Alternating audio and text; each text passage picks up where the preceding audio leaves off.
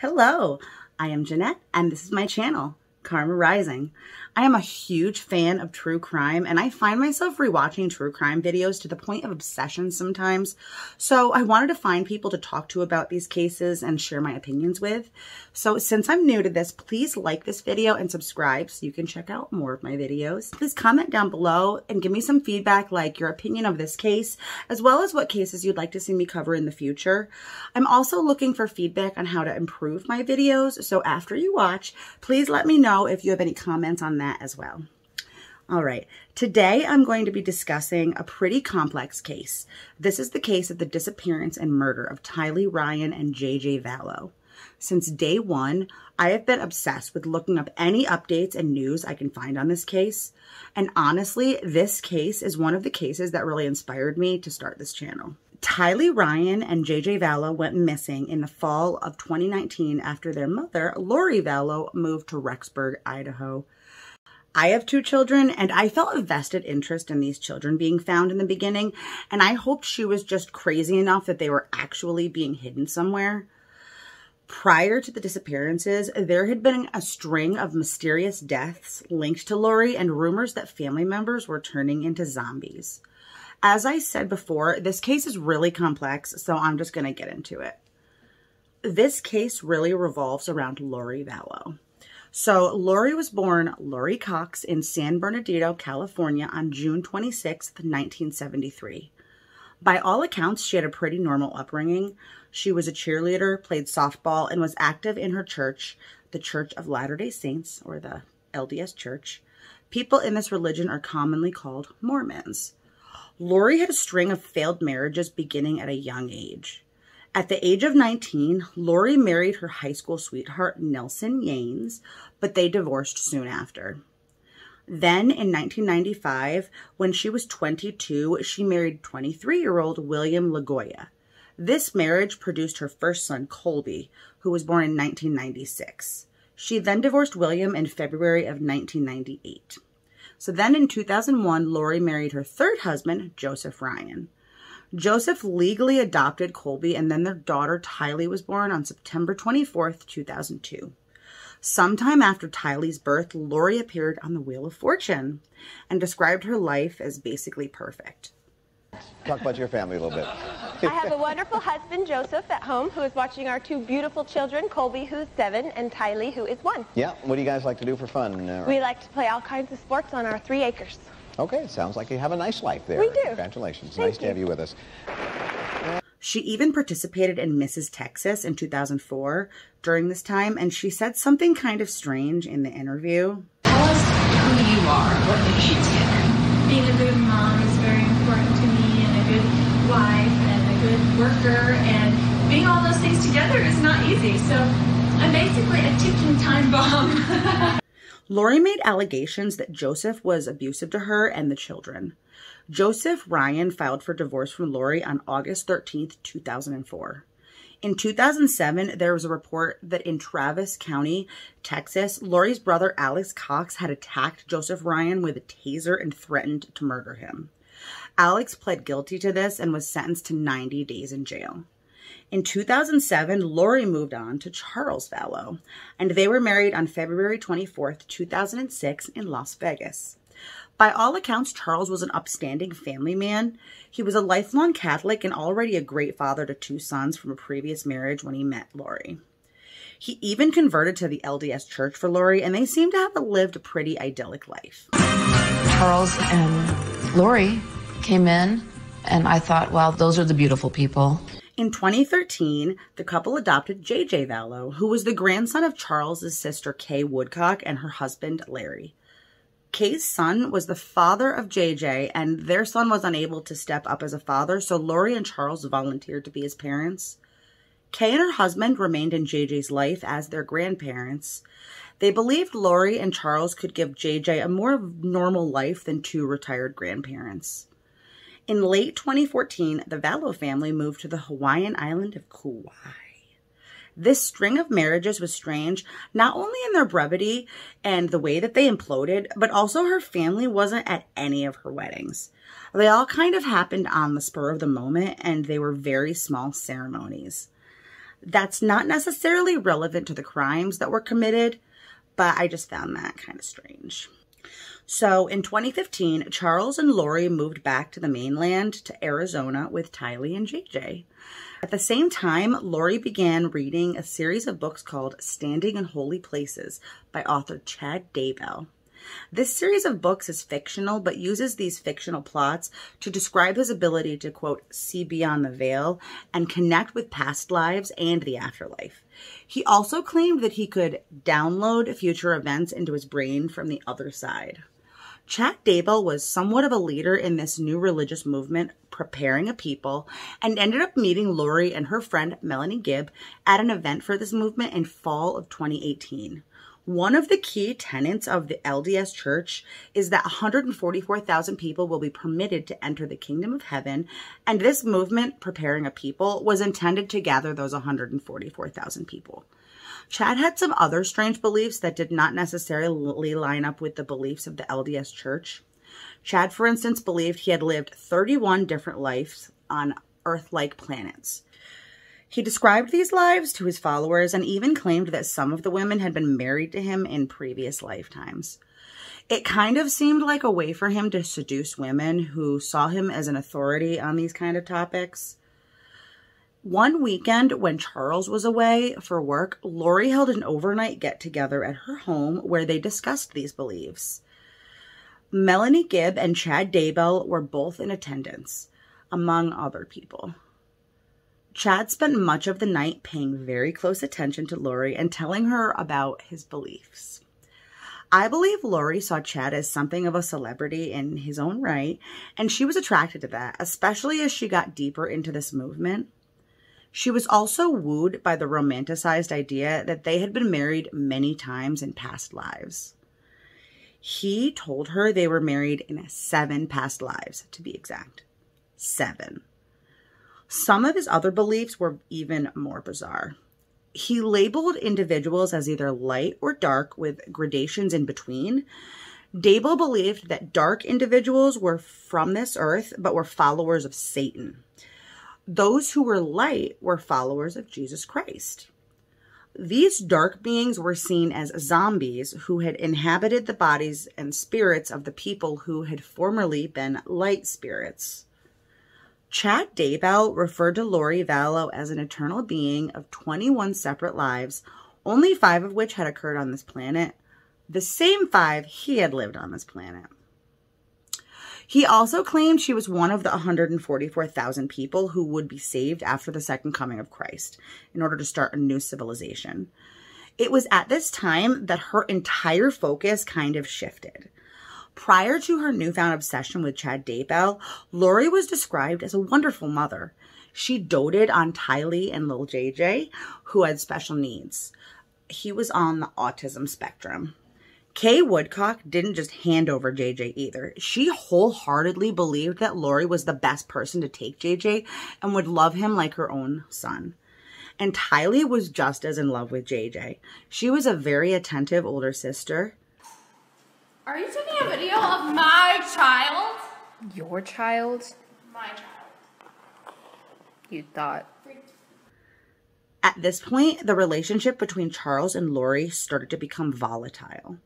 It's important to also note that in April 2018, Tylee's father, husband 3, Joseph Ryan, died of an apparent heart attack.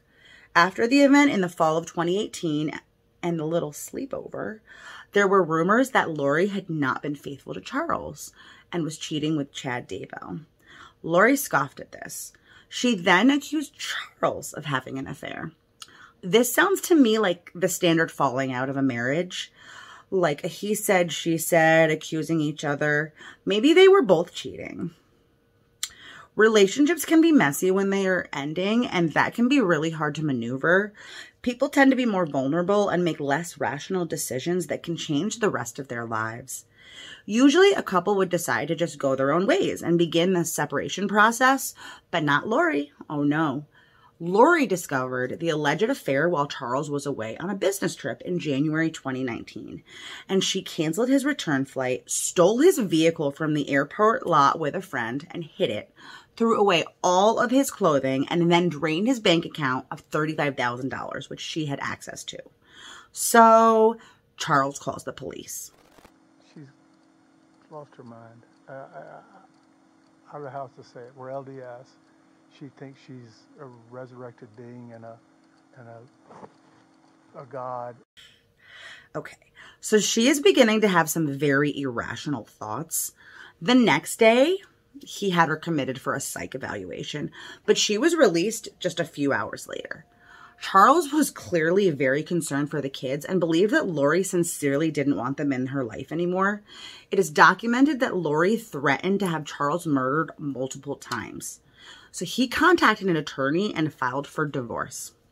In February of 2019, Lori claimed to be the reincarnated wife of Joseph Smith and then straight up vanished for 2 months. Charles filed for an order of protection for himself and JJ around the same time. But upon Lori's return, he withdrew it, stating he wanted to try to make the marriage work.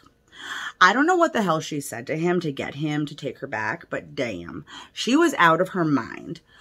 So they had been working on reconciling, but sometime in June 2019, Lori had moved to an apartment with herself and the kids in Chandler, Arizona. Then on July 11th, 2019, the 911 dispatch received a call from Alex Cox, the brother of Lori Vallow. He stated that he had just shot Charles in self-defense after he had come after Alex with a baseball bat. Charles had gone to the home of Lori and the kids that morning to pick up JJ and bring him to school. Alex Cox was there as a third party to ensure that the trade-off went off without a hitch. Alex alleged that Charles came at him with a bat. On the 911 call, Alex was instructed on how to do CPR and try to do life-saving measures on Charles. The funny thing is when the police arrive, Alex Cox had no blood on him whatsoever. And he also declines medical attention despite being apparently pegged in the head by a full-grown man with a baseball bat. And Lori and Tylee have left the scene with JJ to bring him to school, and they stopped to get him a Burger King.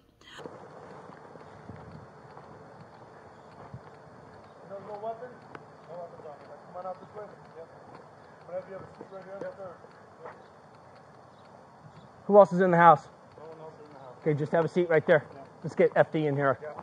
Have a seat. Yeah. 18. Seat secure. We got the gentleman out. You have some ID on you, sir? Yeah. What's going on? What happened? Oh, he was talking with my sister earlier. No, what happened today, though? Like, just in the last 20 minutes. He came at me with a bat. Okay. Was he living here or visiting? He came to pick up his son. No, I think they were talking earlier, then she left, and then he got into it with me. He was just yelling at me. Okay. What was he yelling at you about? About my sister because I'd broken up a tussle with them earlier. And he told me not to interfere anymore with them or I'd pay. And he came at me with a bat. Okay, so he showed up in the house with a bat in his hand? No. Okay, so... There was a scuffle earlier with my sister and my niece. My niece got involved. About earlier meaning earlier this week, earlier this morning? Just this morning, before they left. Before your wife left? My sister. Before your sister left? Yeah. Okay, who lives here with you? Nobody. I don't live here. My sister lives here and my niece lives here. So the story that Lori, Tylee, and Alex all tell is that after Charles brought JJ to the vehicle, he had left his phone in the house and Lori decided to go through it because she was being nosy. Then when Charles returned to retrieve it, he just freaked out and became like super enraged. That's when Tylee appears with a baseball bat, supposedly to protect her mom. That is when they allege that Charles then took the bat from Tylee and started acting in a menacing way towards Lori and Tylee. At this point, Alex alleges that he armed himself and grabbed his gun. And there was a tussle. Tylee and Lori run out. And at that point, Alex ends up shooting Charles in self-defense, supposedly. They all corroborate this story, but it still seems funky, especially considering Charles Vallow was a big, strong guy. And if he had hit Alex with a bat, he would probably have been grievously injured. So at this point, there has been a death. One death. Well, two, actually, if you count the third husband who's died. But one death that was fairly suspicious death, and the police are investigating, but Lori has seemed to move on. Another sketchy thing, the same day Charles was shot, Lori had a pool party. Like a full-on order a pizza, invite your friends, get out your pool float, pool party. okay? Oh, and there's something else. Charles knew Lori was going to kill him, right? Because she said she was going to kill him. So he changed his life insurance to his sister Kay from Lori, because Lori has obviously gone crazy. Lori was not happy. Anyway, more on that later. At the end of August, she had decided to move to Rexburg, Idaho. And who lives in Rexburg, Idaho? Chad Daybell. So Chad Daybell is this working class guy living in Idaho who writes these series of fiction books about end of times, or end times, end days, end of days, whatever you want to call it. It is the belief that the Messiah will return and the world as we know it will end. There are similar belief systems in a lot of different theologies, but this belief system can be very popular among evangelical Christians and Mormons in America specifically. It appears in the book of Revelation in the Bible. So he's basically writing fan fiction about the Bible. And Lori was just eating it up. So now that Charles is dead, she goes to Rexburg to follow Chad. He was gathering people in Rexburg to begin preparing for the end of times. This is when things get busy. So I'm just going to give a timeline of events starting in September. So Tylee and JJ joined Lori in Rexburg initially in early September. Then on September 8th, 2019, Tylee Ryan was last seen at Yellowstone National Park with her brother JJ, mother Lori, and uncle Alex Cox. There is a picture of this trip. Then on September 23rd, 2019, there is doorbell video footage of JJ playing with a neighbor's son.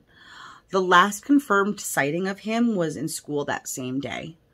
That night, there were house guests at Lori's house, and JJ was acting up. He's 9, so I'm guessing he was being a typical 9-year-old, which can be pretty difficult. When the guests woke up the next morning, they asked where JJ was, and Lori says he was acting like a zombie, so Alex came to get him.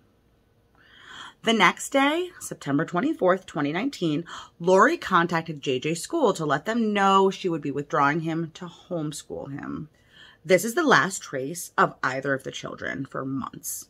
Around the same time, Lori also got a storage unit. Then, about a week later, on October 2nd, 2019, another person related to Lori calls 911. This time, it is Brandon Boudreaux, the husband of Lori's niece, Melanie. He is in Gilbert, Arizona, and says that someone driving a green Jeep Cherokee, which is still registered to Charles Vallow, just tried to shoot him. He knows this vehicle and has a feeling he knows who did this. Alex Cox, who at this point is starting to get the label of the family hitman. He sees the Jeep in front of him, and in the place where the tire goes, that tire is missing, and someone starts shooting through there. Like, he can see it. And then he just peels out. Melanie, Lori's niece, denies this, but Brandon takes his kids and goes into hiding. So back in Rexburg, remember old Chad? Chad Daybell wasn't just a single guy up in Rexburg. Oh no. Chad Daybell had a whole wife and 5 kids. Well, remember Lori's old friend Melanie Gibb? Not the niece, but the friend from Arizona who went to the event. She remembers Chad saying something about his wife dying and how his plan couldn't go forward until that happened. This is a really weird statement, especially considering people are just like dying and disappearing all around. So October 9th, 2019, Tammy Daybell, Chad's wife, calls 911. She claims someone had just run up on her with a mask. Remember, this is pre-pandemic, and attempted to shoot her with a paintball gun. Freaky, really freaky. So then October 10th and October 13th, Tylee supposedly sends Venmo payments to her brother Colby, which, if you are unfamiliar, Venmo is an app where you can send money. At this point, friends and family haven't heard from Tylee or JJ and are beginning to get concerned, so Colby texts Tylee back, and she responds that she is safe but too busy to talk. On October 19th, 2019, Tammy Daybell is found dead due to natural causes.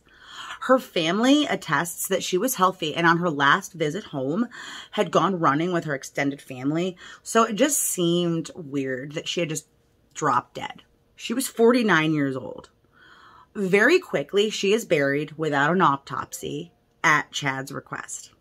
Exactly 2 weeks later, on November 5th, 2019, Lori Vallow and Chad Daybell are married in Hawaii. They told everyone else at the ceremony that Tylee had died in 2017 and that she had no other children. So remember, Lori still had to answer to Kay and Larry Woodcock, Charles Vallow's sister, who was JJ's grandma. She knew they had moved to Rexburg, but that was basically all the information she had, and she wasn't going to let Lori just murder her brother and then run away with JJ, so they're curious where he's disappeared to. Well, little does Lori know, Kay had access to Charles's Google accounts, which are linked to his Amazon account. And on October 2nd, Lori had purchased a wedding ring for $35.99 from Charles Vallow's Amazon account.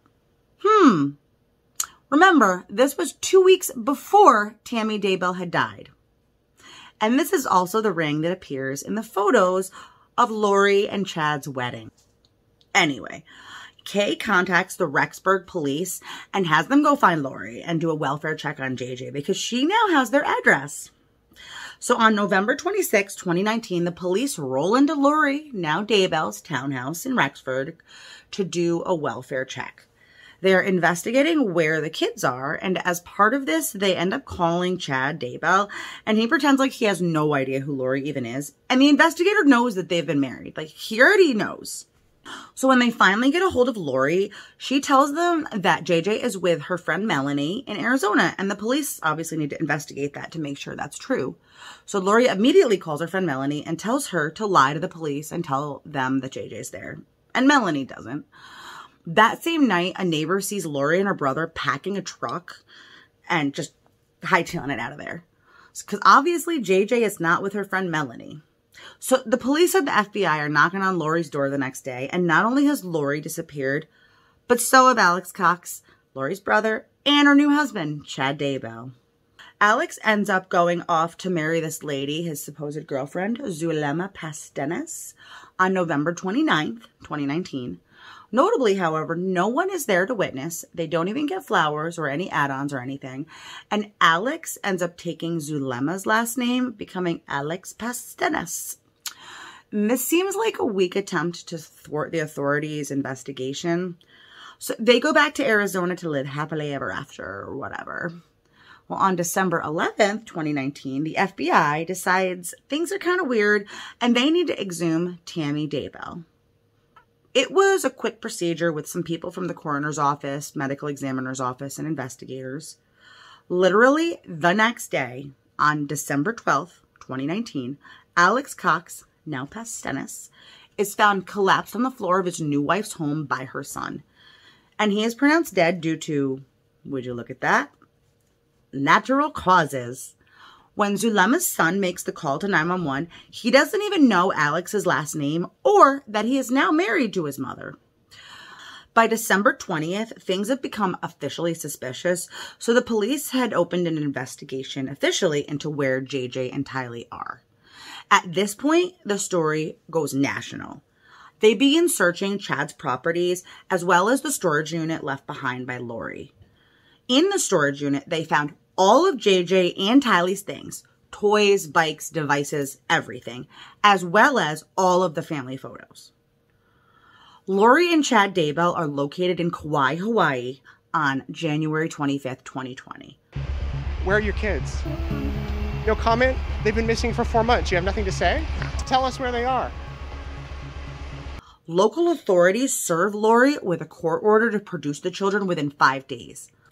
Obviously, this date comes and goes with no JJ or Tylee. The police end up finding Tylee's phone with Lori in Hawaii.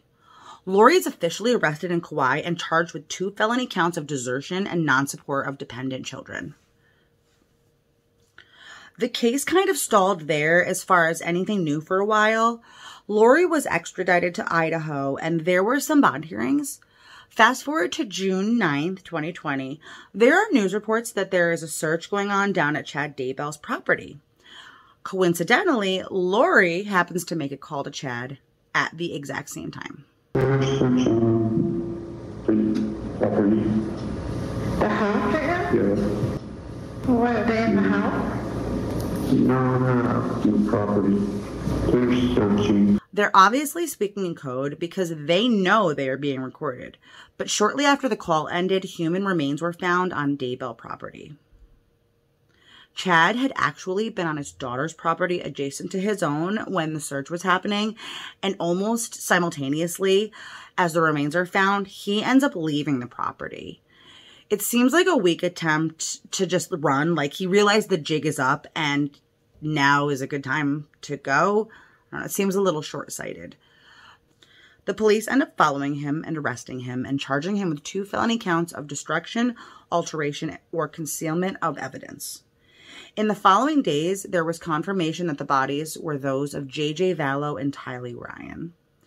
The police were able to actually use Alex Cox's cell phone data to place him with exact precision at Lori's house in the early morning hours when JJ disappeared, then heading home to his home.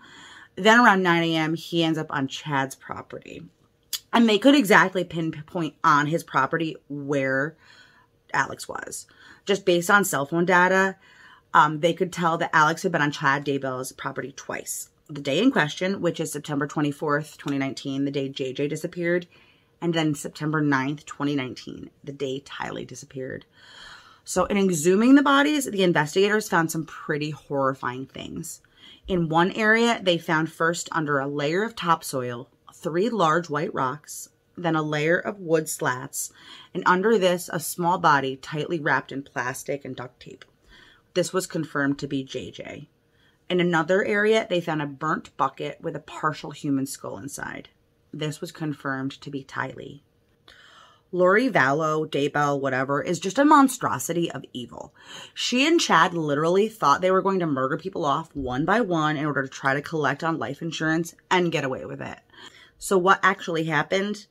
I think that she and her brother had some kind of idea in early 2018 where they decided to start bumping people off for the money.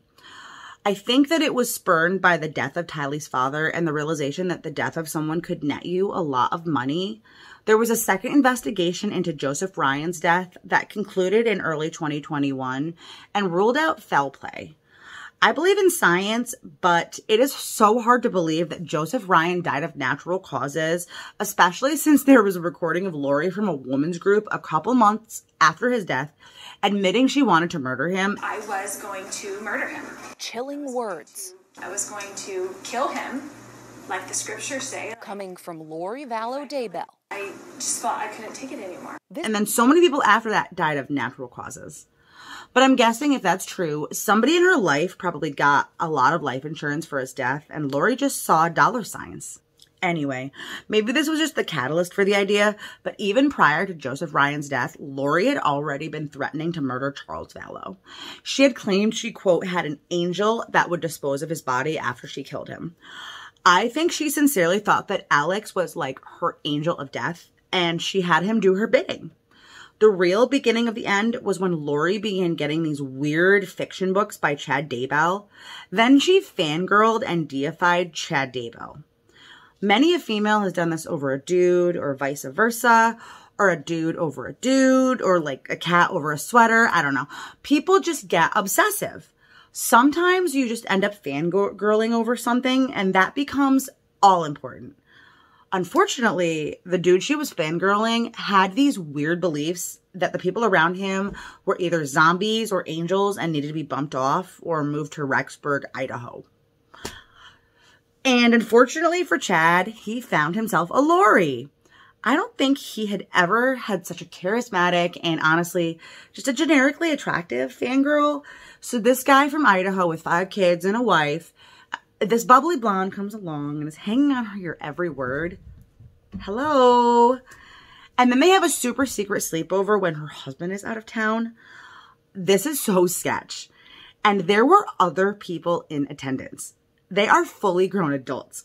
If someone invited me there to their house and wanted me to have a super secret Mormon sleepover with them and not tell their husband, I would immediately tell their husband, grow up, Lori.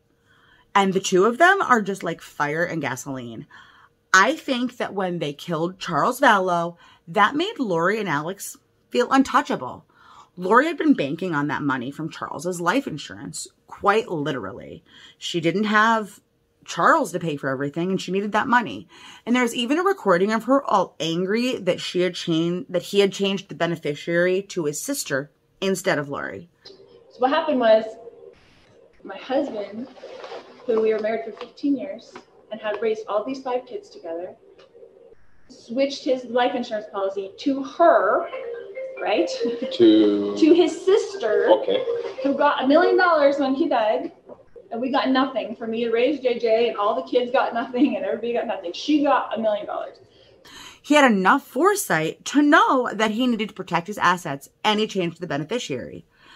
I don't know if there was a life insurance policy involved with JJ and Tylee, but I think that Alex and Lori were emboldened by the way they felt they had gotten away with Charles's murder and that they wouldn't be caught.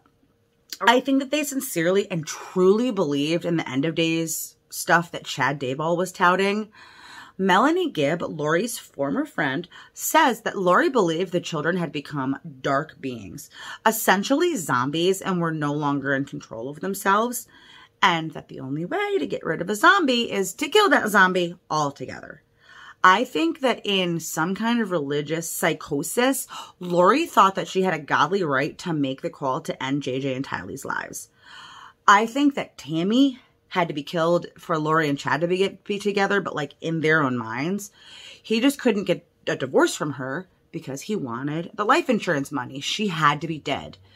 And I don't know if maybe he justified her into being a zombie too in his own mind. Another thing, in early August, right after Charles Vallow was killed, Lori had returned JJ's service dog.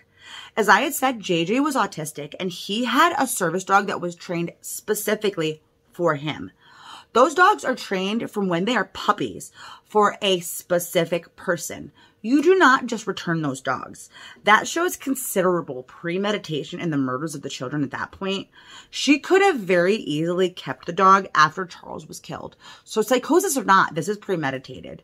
She just knew she wouldn't need that dog for very long. Lori was so cold even that right after Charles was murdered, she didn't even bother to call his ex-wife or adult sons.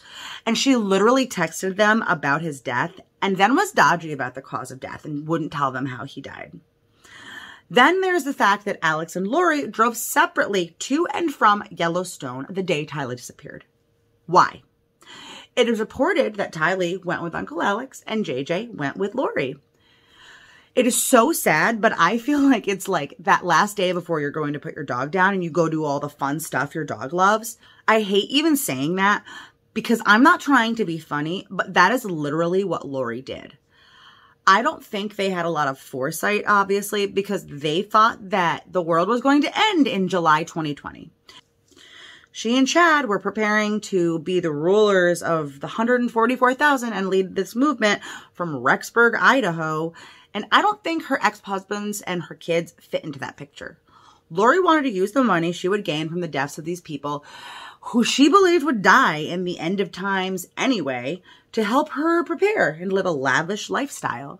She and Chad could have gone into hiding in like China or in some remote village in Siberia with the money they had and lived for years to prepare for the end and help all the 144,000. Instead, they went and got a condo in Hawaii and lived their best life for 2 months. Like, I'm sure they had a fantastic Christmas, but then what? I wonder what Lori is thinking in that jail cell of hers, because July 2020 has come and gone, and she has no children, no man, no freedom, and she isn't the Queen of Sheba or whatever the hell she thought was going to happen. Can you imagine coming out of a bad relationship and you look around at the havoc you have wrought to everyone, and you and your family and your entire life is ruined? Literally, 2 ex-husbands dead, your husband's former wife is dead, 2 of your children, and your brother, who you claim is your best friend, all dead because of your bad relationship. And what did she get? A poke bowl and some white sand for a couple months. I don't know how the prosecutors will play this or what charges Lori and Chad will eventually be brought on. Very likely, they will be brought on charges of murder conspiracy, considering there is no proof they murdered anyone. If anything, there is more proof that Alex Cox murdered and then took the fall for the family. Dead men cannot tell secrets. But I think there is sufficient evidence that Lori and Chad both knew the whereabouts of the children and were both clearly part of the plot to murder their spouses for financial gain. That, my friends, is conspiracy to commit murder. I feel so horrible for the families of JJ Vallow, Charles Vallow, Tylee Ryan, and Tammy Daybell. I can only imagine being Chad Daybell and Tammy Daybell's kids. They're the real victims right now. Their father's seemingly been lured away by this wily blonde Jezebel, and their mother is dead, probably murdered by their father. And I feel for Kay and Larry Woodcock. They entrusted this precious baby of theirs to this woman, and she brutally murdered not only him, but also Kay's brother Charles and JJ's big sister.